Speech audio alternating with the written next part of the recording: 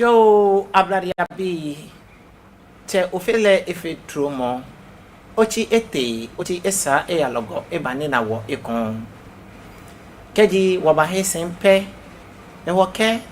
Ayen Komo Ajin O machine no way on Komo ye Bien no wo John Yen wana Ekumi waka holloy wakutukuyamne Mene Efe Afi kuma Ne wa me ha gatete ketete de ka kofen afi ho afi aya ni afi ebane na wo. Merry Christmas and Happy New Year in advance. Ni afi legend ne kesan ma mi fen eso. Me strut e ba ma mi me wo ko yen kwa mojogba. Ke mo ko bibo sande kwa mojogba. E jake je me fojimpe nye mamli jo chafele fe drumo wana wache ye shinya dane leke ba hisempe nka ke shinya che eba o machine no kele yo nkomo ye mene wake gano ne ingbe ji ni bi jaflotu ni mo ne wakele ba ye be leji ni tete mo wa mo abola fe obla nya mante ne eye pofi abola eye hie le wakayo hia ne ni mene oba gbasande ne ko gan hi mo ne gan le ya ha ke ni gan ehye ke no ne saka afia gan ne fe oblanyo bang ne lami ko ke mi click shi yemle e ba wi no ko eche Shikome ko mi body manye. Manya blabo teni hotel. Ncho dromo na. Okay. Te apa mi uten. Bole aboda tu. Aboda tu. Koko ba aboda tu po nyen. Ochun. Yo, be wa ko sande gba. Ba hwe no. Wake gan no ne. Gan no ne. Ni ko lai no ma gan. Manchester kita yo no ma gan. No ne. Ani blema biye ke la kamete le wa na le gan de ken lo tapita ewo gan no ne gba wo sande yo gan no ne blema takita iwa ko kan kwe ma gan if you na gaje no jino ni wona shi won ko wose won momo wo he ni wo kwabe ni wa ba fi ni wo wa ko wose ni wa ko ne ken blema gan na le ni no madomo na wajenshi ni mo fe mo bia mo ko bia kengla nkashida ba ga fe manche ni jiki takita ko chulo abia suma ke wona ni bi ni ebon fe mo wona ga shi wa blema takita yo ke o kan ko ma ga ni wole won ko wase ni wa kokaba ni wa fefe ni pokaba no bia ne waka wasalomo ba ke wo wa mo ke wo no fi no ba piense aja ga shi kaji enye ito papa ke aga ni waka wa ba tashi ni wona papa fe wa ba ke fo ni ebe gan ba ma ni ma no shimi ina ke nme iye ni bp o da se ina chake moji ne kemba mene oblayin ko oblaye fe ni amebe no chumo ke ni bi no chumo opportunities bi eba ne ke slot ke ni bi ni ke ba na efi ona agba ke ni bi ne mene aga ya akofom service ji ne ne ba ko akofom no o qualify agashi form no akọ qualify aga ke ba na ke ba wo service mi imma ba ne ne ke je che ni wole wona ne me mene mo no chumo ke ni bi ne ba ni ekole ko akọ school nda alo lewolo mi alo mini boy no chumo gp eba bia ne ni ke bo yu ole nche meni me ba task force meni me ba che ticket ke ni bi opportunity eba ni o mo ko ba na mini o provide information akaba wo mi fe kintakiti akochulu ni na no chumo ni onu mi shi e ko meni yen gba no le ba fe ga me na pe ga dan me bi fe na pa ga ya ni ga me wo she ne je bi amaye ye shika je shishe ni ba na kanya ingbe no numo ni taje sani waka solomon ate apiese ajaga shi bo model wa ni nibi na efi o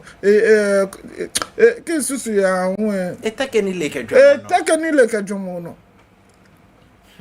ikane yo je nibi na efi o etake ni leke dwomo no ajaga mi ina gbomo ni jile kaje so ajaga mi na ka gbomo jimi Onumishi, ni no ni be na if you get babe I share bluff okay if you can't beat them you join them. Ajaga si bolo job na ke ya na fio ni ke ya da bi so ni ma fitai. Ni bia ne ona no tumo ji komani wo je hihye wona ga shi me komani no blema no mi amen yewe ni bi komani ka ni bia na komani ke benka ke ni bi ni choka men na kanie. Onumishi le ka mokobe ne ka moko etwa shile bu ani ana. Efia ni bega totomo kani bi ye ekwa jaje fen kani bi onumushi no amadale shiwa kanu chi wona etu oni ilaga shi ya na shele enye kwese bado no cheme fe ni kele yebe alo me komani kele yebe alo me komani no mi nye kashi agbe nye chi akebe nka mo ni wotu ani aja ke lopi fite wonu Onumishi ne yo jene kamuko be monsoncha elemoko ne jale elemoko ni kaneke elemoko shidane mo enyelo mo kemeni ke enyelo eji ame cha me na ba mo na fe kome no mini gbomo ne ne ka gbomo anale ni wo cheme na meti kintakita yo ameke ni bie amena ke bia na ga wo nshawo no mo na mejela poke ya wo ne anokwale mana me jela poke awone ni waku wose ni wakoble maga ni wakaba Onumishi ni gambe ba teshe ko mi ke bo mene ni bi ni nya gbaka ni bi na bon fe mo gambe ba teshe ko no akitakita ko chulo eyi anawala amomo ite twa mi awo aja kenke moko be ni leji akra fe man cho mo pe na olo o pe na o aja ke nu chumo na etu o e pe ni na mi ke agadan me fe mi Oblaye ko oblaye fe yo that's it. Onumishi no mi na ko tell me je mo fe mo ni ba yu papa kashibo. She me ni me yu papa me fa fe me ni me yu for ni the good people are more than the bad people. No money or je aye so jogba. Well, they can bad people. I mean, what make? If you can't beat them, can't you? Ona, I'm tell me come I'm no je kumoka wa me da. Na me tell me come I'm peteshi. I'm an ekpa me. Aja ka me le no na me fe. Aja ka shishi je won ka ma ka shi na kane na me gaje kane na me bo yo mo ji come. Na me bo te for mo ka tula kane shi kane ololo egbo. Ni mene mlami ni jebo kan no cho megbe no ekpe no ko bo no ekpe no ni mlami we ga ni no mi oyu ka si ole cho bogbe se ke ba ma cho bogbe si bole cho en sha ko yu mo ji ke ni bi no yu e klabo Onumishi le ga mo ko bebe le ka su kan aka wo sa cho shishi aka ma kan cho no ne po ajaga shishi je nyena aka kaneni shiwati amekume wona kanie ajaga kanie woleche ayu ni bi kome ka shiwa no ngene olololo wa mashi olololo ni wakacho mekuma agbe no ka wana wanyeme alo wana wachema kome wa ka shi na kane je ame wole Onumishi ajaga dune wo ka feni ana ka gadangme fe eba wa kane baba wodente eba wa kane no mi no ba ka mi ko ye mi no ba yu ko ye na sha ku se do won ya won yin so no ko bo won ya won yin so o yu yu mo la ka bojo ba nyu yu si ko se nu aka ba yin ko ba yin ke ni bi apa wa mu mi no ba yin ke basa o ko se ba ya je gidigidi ake je gidigidi kita ko chulu moko be yo nche be mena ke ye wo katamanton ni ditren dadie no ke ya ke libie saji kome ewe no ye jen boy e banwo jeme ni ina iphone kome ni nye social media no ye ma hin kete jeme me ni jisan de poteni ya no ye de ke hene ne ka jeme sanene ka ma yu fi mi arewo ni ni tuba hu ni no kofio mi Onumishi ni tuba hu no kofio mi anu kwala no na anu kwala na social media aja ka shi wona saji na akenje game ni wona yin asisue mo na aken game ye jeme ni wona ni pipi na te no na ba fe yin asisue mo ke agadangbe ni wo yin anu mama no ye gbo ayen wona lo mo ikani bi na lo mo ye jeme wona ni pipi na fefe ye jeme wona gbo na me nsue game ye jeme Wana gwana meke NDC ba power wa me use NDC party kemfe onu mishi ni wana me komani amena gbena fio ya NDC party name ni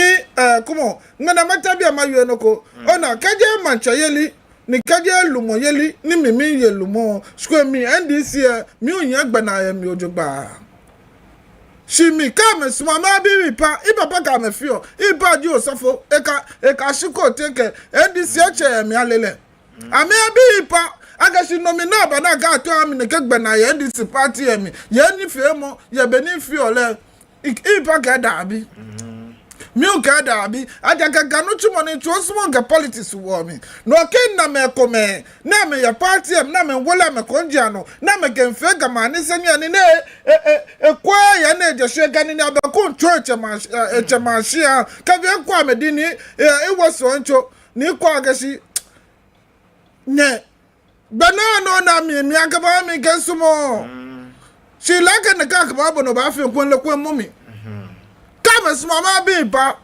ona ameteme ko ma me ka fi no ko ni ameka NDC aja ke onobo ashiko ti enye susu moko na enye jomoko no ni echika benke me ni nanu ni yo emi onu mi shi ni gasa na fo shiki ala ko ni gadan me achake ni ko bla ye yue ife no ni sanima fe ke onobo ashiko ti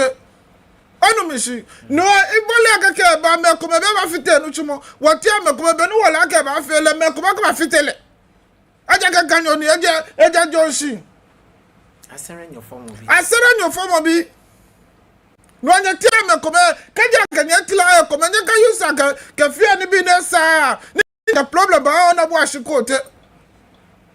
aja ka kola na nya fia chale ko ne kola nya chu enya chenya nya to ya manja no ti emi la ga no nya fia yi mi nya te me ko me ka anya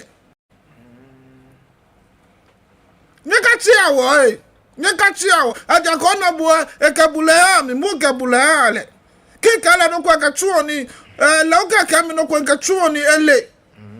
no yemo ne ya ke onabo ke no ni ya no ya katamanto rewe se no na yu akashi NDCB ka afi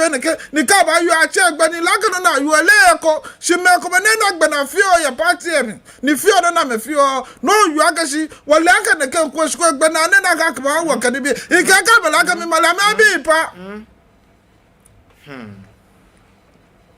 adu mi shi mini yaba ni gamashko mena ya kwa kanta kanibi o kanta na ga isti region bi ni game a expo je ni akwa be ni isti region bi ju ame na me kumo ame ni bi no akaje tashe je kanye na lo nye na ni nya yusu party gamashko no ene yake takiti akochulu mena nu madromo na gafe manche ni jiki takiti akochulu mena sane wa fia wa agbe sane na ye palace anu mishi nije katamanto sanje naka bi aka mino aka shikpo of your politics no mo agbena wo no ko aka ona no ni shiwaje railway say no ni shiwaje railway say wo kan bote efia ajaga bia na create Gas State Security Task Force kitakiti akochulu ni na anu chuma ko ne je ni wate kitakiti akochulu ni na anu chuma ko ni wate je me pente ikagafe oblata manchani achole numo fori babao efita enati gafe shipi Gas shipi efita enati keni pesa Congo lawe efita enati ni kuma safo bi ka safo acheme ni wa fita ni wate jeme na me na gashi wa yedo wate jeme na me na gaga mashiko ga manani ni wate ameka bule yawo tabla je ko ga mko no ne ko so ni o mamo yin atule ni wate amefe ko aga me ko ba no si wate je ni tuenjo la ba wate je na me na gaga mashiko je politics ni wate je me agbena cha me traditional council wona aga nye amenye ni ameba ye ni yo je me na me wona meba ameka me na gba ga me yo mo ga me na apply fe ba council na meba bo amanie aja ga ni no mu enu sane ya no mu na ga na ka no ko ya no ejeme na ka fi o ga ma bi ya jeme le poje ga ma bi shi na ka fi o ye ni won ni ya jeme ni mini ewo national security kan bi e ba mi e kofo ne national security onu pa ne ganya ke shikpo fi politics e ana no na ayo agbenega I issue letter ke regional minister interior minister regional commander ke mayor ke many sana fe letter ke am ni gas security task force a take over ejeme kashi beni tinti kani bi ni ya no kashi beni e ba jo ni shishinu mo ba jeme ololo gas security task force aja ke shikai kani bi na yo ejeme ngwe shikaji ya mini ji shikaji na yo ejeme mini ji no na tun ka wa ga Onumishi, no one can no kwajeshishi, no why no na war gas security task force Jimmy no now. Onumishi, no one but one men work by railways now. Ajagashi 1 year 1 year no chibola pika iponono ni wa wabachu. She 1 year what you and washing what the konakawati and one turn what you kakawana gashena wagbena. Kakawa kwa benu wa fe no wayane no mo fe money agashikwo no na laga hejole na laga fe no na fe no na sa jamno no chika be ka cancel ni ye ni sana ka ba wa na ka wa aja ka gas security task force ni di kintakita akochulu ni na no chumo ekone no ana mode ni gamanchebo ona mode ni gamanchebo aga gadangme fe gadangme shigbo gadangme bi anoni e ka ko agency no bia ne no na fair railways na ga politics ga na ga ga ne bia no mo emiefu wa de nche jo nche be no wiele na kan ni she in la keleke train that de ne no ake railways bi anoni ni ake ha me she afia boni ake ha me la kan afia bo isheko was still there amenoni ni miule yake keji nyenye no nyekenye kwa afi train no penye kwa atu sibia ne ti no atu ayi jara konkro ye jeme ke akeshipon hamoko ni mo ke eba machu ni be na ba je chun e ama shi ete ya ma shapo e ile akeshi la kan mo eblet contract ni ke ebala kan anyo ahio shipon ye de Waka railways be amaya shikoni ameke amkwafe railways keje afia pe wu wa kese ne beni mbamba na jeme no me ihe fako beken jimi banina je ni ihe fako banina ni afi mene ewo te ba shi benene like a contract ni assign aka kwafe railways ni ba shi bia na kefe ahun ni bia ne ehiko ni ameko na ameke ha meko ni ameke fe jara ni achuni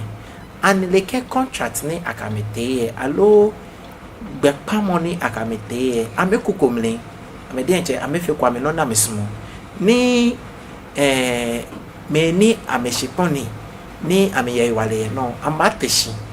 na me kama achi ni amehe amene ya mede yo beno yo ale na kani she fe me railways bill akashi shipon me komeji me ni ke ha me agbene won ne ke trade jeme no me blame afa na kan trade je shi bia ne na gashi jeme fite ona Ghana ne epi ni trade chomo bia na na gashi ko me pona from da de je no ni bia ne afite jeme shi jeme no na railways bi ni ne ke trade na paje chomo ni ye ne ba ni ameka mba sa jeme ke ni bi no railways bi ka ma ke o ba nye kwa ni nye sa jeme ke ni bi no you ne railways bi me teje mo modern warfare what teje no me agbayoko na je ni teje mo ka no ba social media ni na ka yo ne no na kan ni teje me na cho yi ni kwesi ke mekome ni teje me ni ha me woni no le teje so ma o ga shi be ni yo ne e ba jole na tese go ni ka bo yo na ani na le ka always be benini bi ya no kan bi am ba na so ga shi be ye mo ko ka ba won ni eje me don ga shi be na ba self problem na ka national security bi ne ko yin ko sika we bi jimene be na so na ga shi am ko am se na me ba na so ko ga shi ye aba na ba ho ni no always be am tuefa ka ga basa fe mo ka yi kan bi e wo ona ga me segbe no ka me segbe ni am na ga always be bo segbe ye be wa ga me ni water shi wo fio ni money gba cho Roland ko yin ko si na ngba meje kaja ka bi ke ile be kaja ka watch me ke me ko me na ba o wo kan ni bi o yin ko si kuma meje onu mi si Ima jeka watashi wo ko mie ba titi mi no no ni sane machuwe nchuwe boteje me aja ke ka won baje me ni ka be ka wo ka ma ka won baje me ame na ga shi we mo keke mie ke ga mi ya ko ya gan ye mi ya ka gbele ka wala mi ya ka gbele ka wala mi ya ni yo ko aga mi ya ko ni ya ko da iyo ko aga ya fanga chumo ni ya ko da onu mishi ka gbo mo magbo ebe gan e wo magbo ajaga mi ina aga je mi pen yen ni ke ka se ni bi ni ti o mi aga ya ke ni bi ko na aga ji no ko ya no ni yo ko ebe bi e shogo sika bi e she na chumi ya maya na chumi wo mana me ni hun ka ba ya no ji no ni sisi waje e no wa me wo ni acha me ameba no bia na letter say ka ni bi ni sana ka onu pa ke minister say ka ni bi aja agbona Gas Security Task Force a issue letter ka yawo ni twa ga shi be gas te wo jino no wadumoje me gama chani ka wadumoje ka si be na ba solve na ke issue na ka ni bi no achencho oba na asafo achame ni dumoje me na akwani no fi ono ya le pepepe ka shi be na ba solve na ke issue na fe ni $20 abaje me na ni gama shipon acho gama no yo ni gama shipon acho gama no inche leke ohini kwesi ne ke menene ane nye ya je me nya na moni jipoten alo gbe keke ni acho ye ko yo mi nyenu shi gbomochuwe mo na acho lo hini kwesi ji ohini ko blanji e mo nyete nya ne na lake oshi machine le ne alo bintin ye le tashi e what a one ale jele like a roller what a one ame na man wana wale ake be NDC bi ani kame NDC executive say ani kame woje amenoni amamenoni ja amamenoni shibana noni yue me come use NDC party ake fefe ni bi come nesa no use NDC party no ye kpana ke ganyojibo ona NDC party ano na gashi code mushibo ye shika ewo je ganyojibo don ye shika ewo ka gama ya besana ke gama ya ye shika ewo kona tashi na ka ke wo game wo bedo komi ni no na te no kanibi ka je game nya NDC bi onyanji me na ajo game ni game je nya lo gba ka wo je me nya ka me o wo je me o san je ka je ma me party akashiko ba je me ne game ka ma me ho wo ko ye je me yo da be me wo me ga me cheme ka ba ho wo je me no afo me je me no na afo me je me wo be sani je me shikma ma me no ni me ko me ka me ye tete yes je me be dugbe onu mi shi na me ga ni politics wo ni ka vote ni sani NDC ana je me na me na wo be sana ka ma du mo je me ya vote ewo kona asue gama anyashi sure eya 4 na mie no na ya no yen gbo politics aja ke nyon yen gbo gan na afonye ga o me nyon yen gbo no mo ga o ka mi try na go ba try ni ya na ba gbona ba o da ni ya je me ko fe hu kanibi shinu mitoni na kama meja me yen na ba ka mi aka mi fe no kocho ba du mo yen no ka mi aka ya tola ka panjo ni o na je mo ba swe ga manyashi gbanu lo consess ba ya onu mi shi no nya fi ayi to wa me ni yue nya teme ko nya power kanibi na aga ko mi tata mo wa mo achuna ko mi ga sumo nya bi oipa be pa ka nya je me ni ka ke ipa fitanye woke FNDC woka aje kama sanie be mu maka ka shi aje kama sanie ne yin ko ni ipa ka mini oh mi efe na ka ni kama ko ya je me wo ko ba ka shi o we bi aka ma yue o we bi aka ma yue iko pa ipa FNDC ko ko ba ka o we bi agba na mejo eyin wo ba potemi e ko ale ka be so ma bile mi papa ni for mi iko la ka noni nya fi ayi o we bi aka ma yue aka ma o bene ba ele je awa ga obi na gba wona obi na fe na ke obi na gba wona ko ni ka papa threatening aja ga noni nya fi ayi nya ka ko la ga obi na onyo chele no kala enye ka mi ayo no ko ya ga ayi aja ga ganyo jimi longa nyo jile no ke be je ka la threatening aka obi na gba wona obi na onyo kala tashi lumojimi ye gan no mi fa guy ni mi abo mi ni ba fa guy ke kwa ni fe mo kana fi ano na ga gan wa fa mi anu mi shi no kanya ayo nya etu ni iba pa ni la fa mi ka bule ba ole shi je ye na ke sajiami dabi je na ke sajiami aja ga no ni fi on feed ni feed ni no ke ame no je no ni fi o ni mo ko nya stop mi en feed no Nene no machake beni yo ye no ni papa ba aka me ye guy Davida no nya tema ko nya efia mi ngono aja ke laga na kanya ba fe ko banana ka nya shko mi tatamo wa mo ma ka ba fita imancha ye lie ni mi gba chake amejomo aja ke ko party papa wa no ni ba ni ka be so fe campaign do o ba fe ni bi ni ka opponent bi na ga ni nya ba fe me basa mo nya ba bu amena no ene mi chonye no ko nye ti ame ko mi chonye ni ko de ka tonye do ko ni vote nye ka ye ko de fe over o ba bu amena aja ka ba na ma me fi ani senya ni nye ga ba anya ka fi ama ni senya ni ko na me jomo fe ka me su mo fe amena akpa me oh ne ndi si bo e ba mo ne ni wona atu njole ne ke ne ndi si aja ka money leader ndi si ani ji president e ta o na ka majani bi no na nye fio ka ma ke president mini nye la ga nye fio ame fie party enyash no nye ku ojugba aja ga nye ti ame kuma di asiko te tunye asiko te le je mele cha ba je le je ma u de le ko ne ko ga ni no na fio ne le ko e ka mi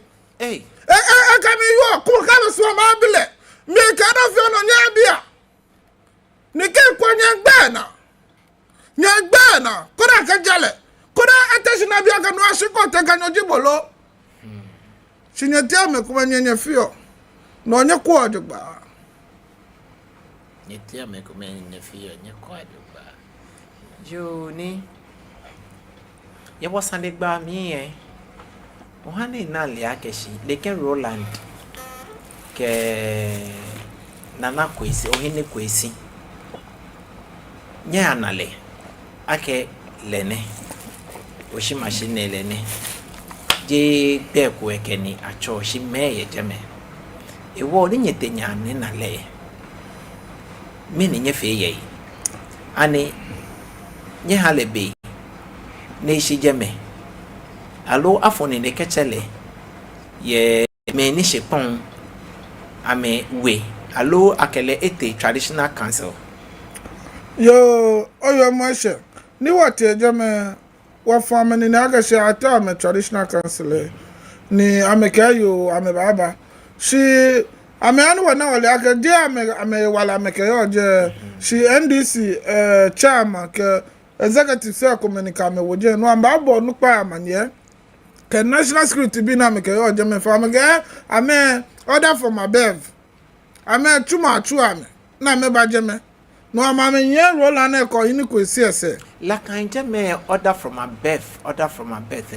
la kan jeme shepon alo la kan eni afeni ye NDC bi ye akme ke amakeshi amenoni no jisane no ko ba ga shi me ko ma use party ke fefe ni ka je blame ni wole aka shi ka NDC ke bibi ba power no na pele aji na ka kuncho jinka ni bi ne no meji no ni akọ aka nye ya ni NDC bi aba me kuncho jinka na ka majani bi shi mi na for mi ya kan ina kwa ga shi ate apele railways market ye ka ni bi da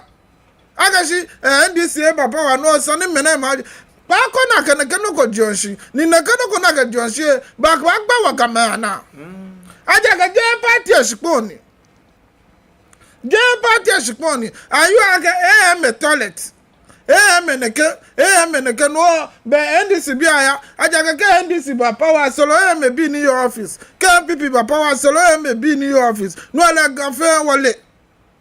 shi yana nya tenye fio na nya nkreti no ko by force kan moje nya fefe nya na ka yin fe nya fefe nya la ka la so je fe nya fe como asantenyo boy na meji odeye tuema ni manye no ya manye je na e phone de na kpiti tuema ale no aka gandan gbanyo bi otashi na ka akpiti manyetu ebe ameyi gadan gbe bi for atwe begbo ameyi wa gadan gbe bi for atwe ni no police esa ni school be na je joko esa ni school ba tashi ye aja ka gbonye ba osko no neguse ba yi ode atwe na for kola noko na ka order for my bev na jigame ni nyele tanu watele je ayi moko an etwemi fe ola ete kolebu e ba fe etwemi ola akacho ni ga no woni ga mila no fe ni ga ni na ero mo ye je me na mi fun na ele ka ja ni alu ma me je ni ga e ga metri ona ni ga ne je me esumo mo fe mo si numa ni oje ka mi fun e ba e ko ba wo eko na watashi na ka mene me ka ni ga na step ame be ba ni taflo je follow ne ka lu ma ka se no go fele na we anu mi si mene jino ni ya no ni ga mesa no watashi wa kwene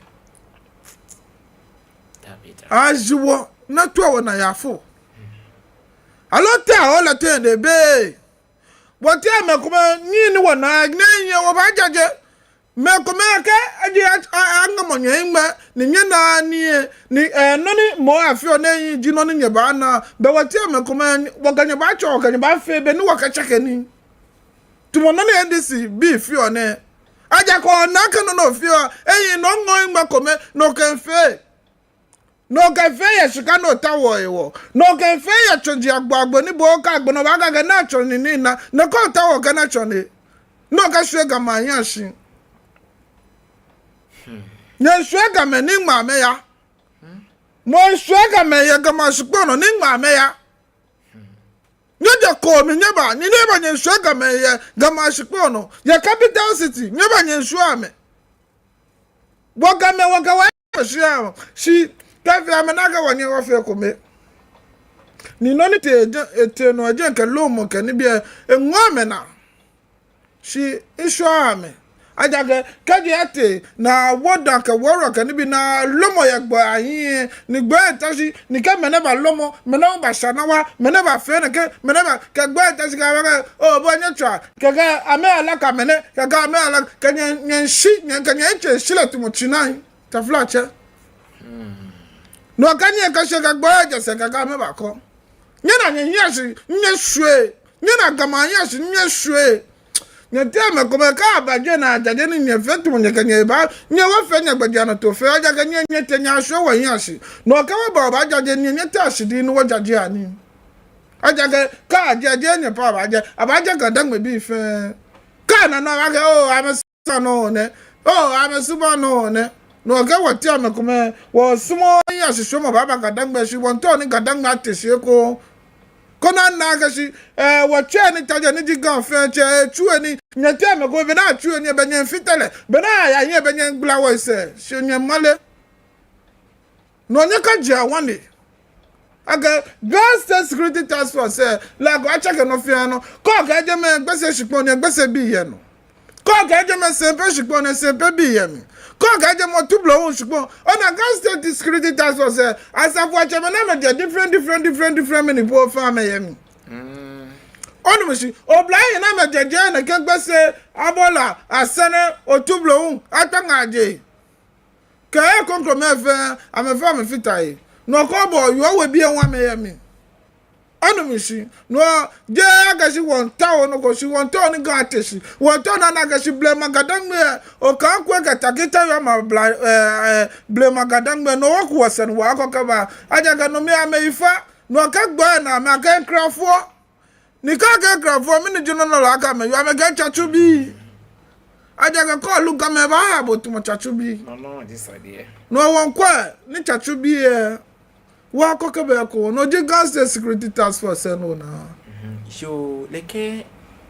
Gas State Security Task Force na che mabia ke meni acha me ke ba akpai mama ni manfia na geshin we be na eji me ni damo for say na ni ambaya na me akwani bi tamoleke me ni ya no echencho aba register shibia ne wolo ni ba jepo ni choga no mu ya wo wale ni wo ka ko ne kan popa join no fe kan bi e echencho be ni juba asha won wolo ejepo ajaga bia ne no ni te no pago aja onupa wolo ke ano ne te no je makeshi be NDC party ni no wa lo national security no security services ji fe onupa ni ji nchu anwa me wolo ni ngmene ne ke na ga ngmena ba ajaja wo ji ame no ka gbe na Gun State Security Task Force wolo mba jepo ke the Gun Traditional Council ni wanyo okadumo ne ke popa na no koni twenjolo ke shishinu maba jaga wana ke ni ke wana ga gbe nchu ame ni ye ko wa shu ame jeje no shi wonto na mela ga shishikpo ngama no ni onu mi shi no ka je ame fe no ko pole nche ame ye pa no ga shi no ni no ame yo ga me ya wale fe ame ye no ni no ame yo no aja ka wonye wo ya ame mani no ni wona ye rewes ne wa na ko ya mukoma nya ni wo kwa no ne ba yo kanta no kanta ala won fe wa gbaja no to kabo onu mi shi wo fo kwa me da krashi no ka wo pono no ni won chu eni onu mi shi no na ba social media kan bi emba fo ko ngbe ami wo ba wi ko no ko e shi nye wo ka me pe cancel ni wo me wi mo fi o be bi aje wi mo wo wi wo small phone na aja ga ko ga wo ga me wi mo so wo yo ne ke no agba ta shi na ga ga wo shenye wo ba wo ko ni mi janu na kan yo make ke ga me shenye me ba me spon na me ko no dino ni ani ma wo ki kashi no dino ni ba ni be fe be ni ba fe no ba cho ma ga ma spon agbona ka oteje ga be ni nya yu ka oteje wonu na kan aja ga nye fe nya ga be nya ka ba no nye fe nya ga be nya ba cho wonu ko no ni wo ba wo prepare wa yo mo sin nya ba nya ka nya spon ni ko ka mo ko no ne ko se be ni onyo mama ya tura be enye bo no ka fe nya ka ba gbe ani da aja ka nya chi wo ga me wo ba chi ka nya fe no ne sa wo ba ka nya nya ba fe wa ni se nya ni ino ne ba ka wa ino ne wo te sie le wo pe ne don ble ma be na me le je na ka don aja ga bia ne ga fe nche eyi do wa de nche ni ekwo ne jaje ni bi na ekwo ni mi sha ba gadan me na ekwo enna na ka so ka ni ma gadan me na ku se na ko ke be ko na kansa ke ni maganda ngbe na kuseni akokebeko naka jo leke tax force ni achine ni amba jebone mapia ke ani akame chose momli ke ha boni ake moshna ha ke ha boni ake mo bawe ha ni meni acha mek baba leke tax force mi ke ha leke ni chumone masama biake ani na be ya ame ya ni ame amboko gbe akele we atabie bona fini le ame na loko fio kejejeme yo be no yu ale nakani ona gashi abasha wa ikita nuchuma nenu wacho obasha wa ikitan ajaga nuchuma acho ni onyo dio mususe ajaga makomi afiti ogma baba o no wole me ni sani waka wojeme ona ajaga abajaja emi aga nya 5 na nya dumo abie onye enu mana nya dumo abie ni dana ka oba dumo jeme obasha kita wa fe no koni ogafite wagbe aga Gun State Security Task Force no ache na bia na Gun State Security Task Force ba mo amemo am chojo fe gbo ni oje amemo am ba me fite ni fe NDC party ni no me e oje men dabi onu mi shi no watash ni woko ni ke maja ni bi na fe ni dani wolo ne ba je po we meetings ni wo ba fe ke ni bi omo ko ojo nla no be akabo ba ye shpo nwen ke shpo ajaga shiko bo aso ye so ge so fe wo yan shi no ke onye ka no afe wo ba ni ganda me bi fa na gashi gbana na ka bocho ne ko ni ke mo ko ba afe ko ne na aja gashi etowo ni no na afi o je so mo ni afi o je to conclude ni afi o aja ke ko aso mo ko yan sha lo yan si so mo ba pe be ko ba tele gan fenche aja ke gan fenche ne kan ni wo lo yin ni la ke I will go ahead no ka fe ne kan ni ne no kan yan si so mo ba e ba wo ka yan si so mo ko ba tele ni ka yi je mo ba won la won ba na yi je mo ni je mo jino no wa ta wo ne na ni la un ka ta se no ne na mi se ko ne gbele agboji pin ya wo onu mi si no nye no oba sure wo yan si le wo ko ba ye jo mo kan mo na kan no to be no you akwani atose mo fe mo no shokita hu agashi onyo betray wo ya pendwe wo ya tloy wo onu mi si ni mo ko aga ba gashi be ni wo ya bi enu mi eneke no afe connection ji ko mechanic dabi onye oje wo ye nakai enjoy alo Quincy koi alo 6 months ketro onye oje wa to be ni Judas fe dabi ko fe na ka be no sada go acho ka te fle check pa mo sada pa ba yo iche wo bi efenti iche afi minute kuku okope enyoko nakai meta wo mu wo sande gba na shimo dani mangmo here yeleke ni chumo na ya chune alo tax for that chene ni amba chune ne mokoba ke eye bi eye woku ni ke chuni ye ni nyongbo isaka wule nyomo ni eneko ni ikekwa kweshia ni kekwa kwa bi ke woku ani leke tax force na ya chene afe futroko kan machine kan nyongbo aba na eko na ka wa menyomo be na fe ni amehu ame ni atake ameten ni eka bala keshi omuba ye ame ni mboko aka jigbe konkron ni bahani ngbekome fitengbe baba ho oyo ado wa ni biaji ye no yu fefen Negatas Gas State Security Task Force ne ejino koni jene bawa